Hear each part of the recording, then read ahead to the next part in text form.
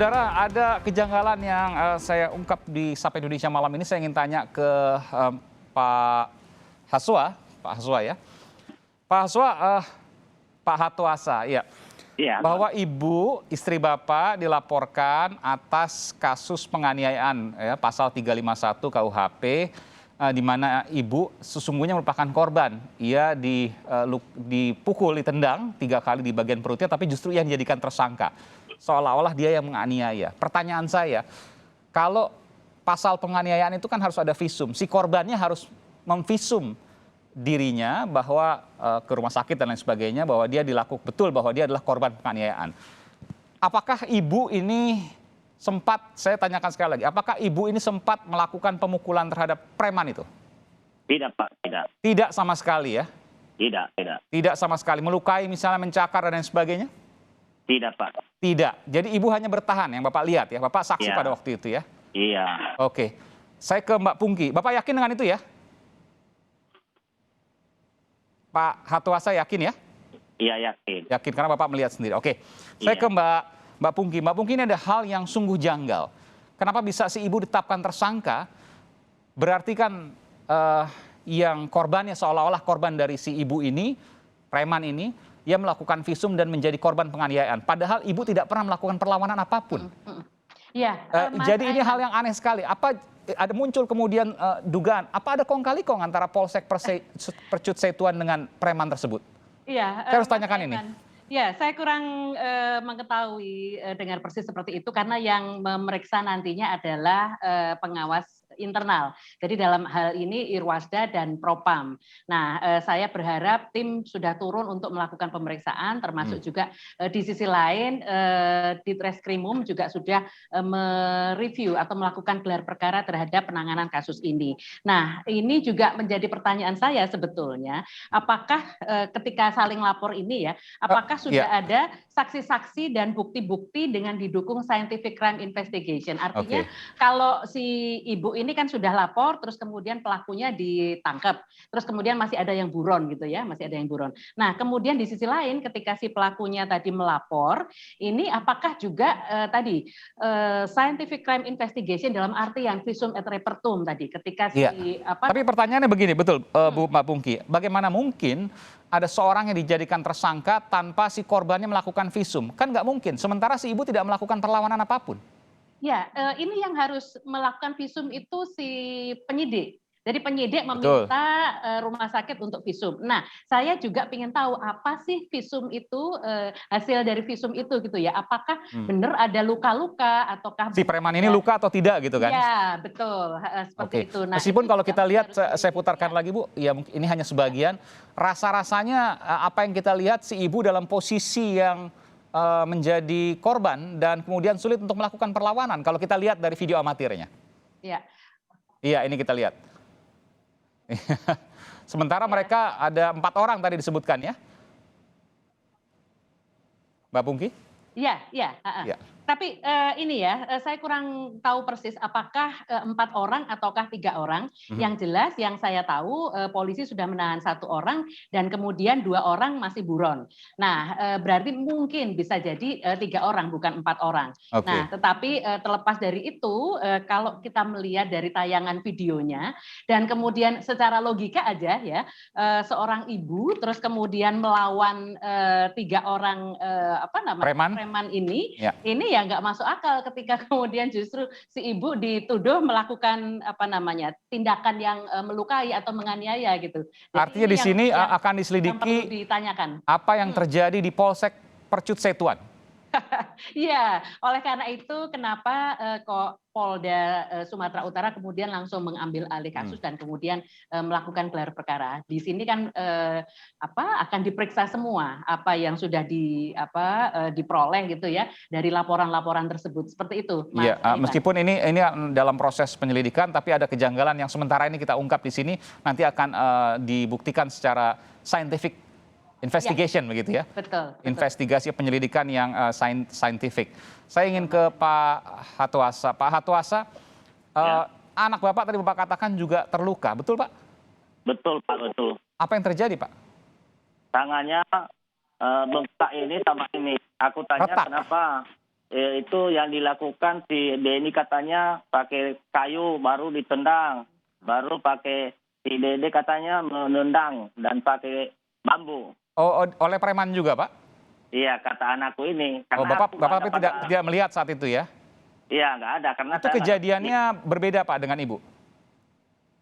Ah, Kejadiannya bukan dalam waktu yang sama dengan kejadian saat dengan Ibu? ya kejadian dari awal aja aku ada. Oh, Bapak datang belakangan ya? Dari awal ada.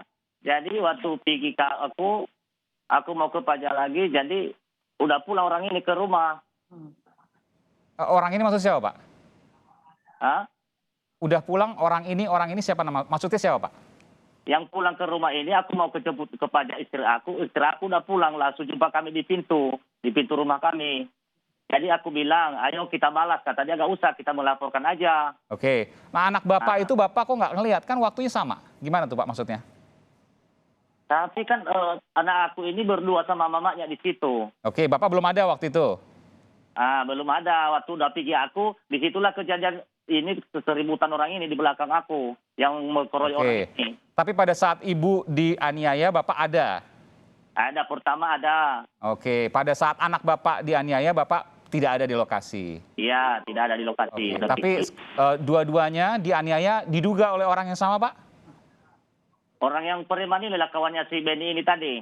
Oke. Jadi yang aku ketahui dari tanggal 5 sampai tanggal 8 karena pendarahan terus terpaksa aku lakukan opname di klinik. Pendarahan di mana, Pak? Anak Bapak ini? Istri saya karena bekas Oh, oke. operasinya terganggu jahitan. Jadi aku bawalah ke klinik bawa. Mohon maaf.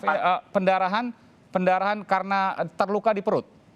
Iya di perut dia ini karena pendarahan ke bawah dia bukan di luar. Ya, rahim maksud saya, Pak. Berarti Ya, ada dugaan terluka di jahitannya. rahim begitu ya? Ya ada Luar biasa. dugaan terluka di Jadi sampai jahitan. rahimnya itu ada luka, Pak? Ada luka, jadi dokter pun bilang opname dulu 1 minggu. Jadi karena kuat obat-obat dibuat, jadi 3 hari aja kami ke opname waktu itu dari tanggal 8 sampai tanggal 11. Oke. Mm. Luar biasa, ini saya prihatin sekali apa yang terjadi di keluarga Bapak ya. Sementara, jadi ibu pertama itu rahimnya luka, terjadi pendarahan, betul ya? Iya betul. Kalau anak Bapak, saya dengar tadi patah katanya tangannya, betul? Tangannya aja, tangan ini sama ini. Karena orang ini menendang, diginikan tangannya jadi kena ini. Baru pakai kayu, pakai bambu. Oke, dan kondisinya sekarang tulangnya patah atau retak atau apa, Pak? Kalau sekarang udah sembuh karena aku bawa ke rumah sakit. Oke. Terluka lah ya. Ya, jadi istri saya ini sesudah itu trauma terus dia trauma. Iya. Sesudah opname trauma jadi mimpi dia katanya tolong minta tolong.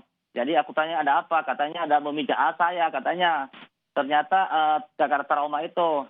Ya. Jadi sesudah data PPA dari Pakar Perlindungan Anak dari Pakar untuk menghibur-hibur, jadi agak lumayan.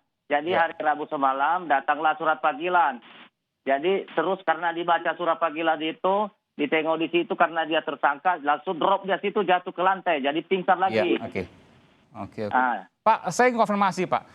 Betulkah waktu Bapak mau melaporkan ke Polsek Percut Setuan, ada salah seorang polisi yang mengatakan nggak usah melapor, nanti malah jadi tersangka? Aku nggak dengar karena saya di luar, karena udah diusir. Oh, tidak ada ya, Pak? Saya konfirmasi nih, Pak. Ya. Tidak ada ya? Cuma anak saya sama istri saya di dalam. Oh, Bapak tidak ada. Oke. Bapak tidak ikut ke dalam. Tapi ada yang sempat ibu atau anak cerita seperti itu? Ya cerita aja sama saya. Saya tadi, Bang, katanya saya tadi diusir jangan melapor karena si pelaku udah melapor. Nanti kami sama-sama di penjara ini. Siapa yang nggak cari makanan anak kita? Oh, begitu disampaikan oleh salah seorang polisi, Pak. Berarti betul ya, Pak ya? Iya, itulah disampaikan istri saya sama anak saya. Oke. Meskipun akhirnya tetap jadi tersangka juga. Iya. Iya. Dalam kondisi rahimnya terluka. Ya. Baik. Pak Pungki terakhir. Apa yang bisa disampaikan ini prihatin sekali Iya. apa yang terjadi Mbak Pungki. Betul, Propam, Irwasum, dan Kompolnas ini pasti akan terus memantau kasus ini dan kami berharap jangan sampai rasa keadilan masyarakat terusik ya, karena hal ini bisa merugikan Polri sendiri. Dan kita juga ingat Presiden sudah Betul, perintahkan untuk memberantas berantas preman. Jadi jangan sampai kasus ini jadi kontraproduktif dengan arahan Presiden. Nah, oleh karena itu saya berharap gelar perkara yang dilakukan untuk menentukan tersangka tadi itu apakah penetapan tersangka terhadap Ibu LG ini benar atau tidak, ini mudah-mudahan bisa dilakukan dengan profesional sehingga rasa keadilan masyarakat tidak terusik seperti itu. Baik, tentu kita cermati apa yang akan terjadi ke depan. Kita tidak akan lepas dari pengawasan media atas hal ini. Terima kasih Mbak Pungki Indarti dan kami yakin bahwa Mabes Polri, Irwasum juga termasuk Polda Sumatera Utara akan terus mengawal kasus ini. Terima kasih Mbak Pungki Indarti, terima kasih juga Pak Hatuasa. Sekali lagi prihatin kami dari apa yang terjadi di keluarga Pak Hatuasa. Terima kasih Pak Hatuasa atas kesediaannya untuk Disapa Indonesia Malam. Mbak Pungki, terima kasih, sehat selalu Bapak Ibu. Terima kasih.